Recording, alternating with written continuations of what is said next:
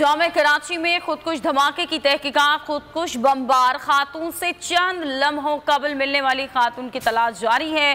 खातून कौन थी? सीटीडी और कानून नाफिज करने वाले इदारों के गुलिस्तान जौहर स्कीम 33 गुलजार हिजरी देहली कॉलोनी समेत मुख्तलिफ मकामात पर छापे मारे गए।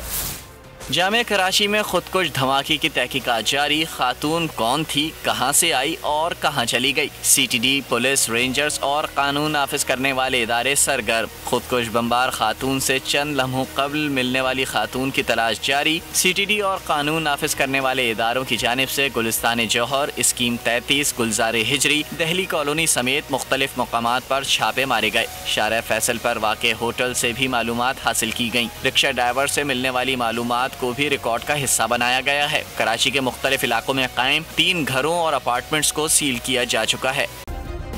सब्सक्राइब करें और बेल दबाएं ताकि कोई खबर रह न जाए।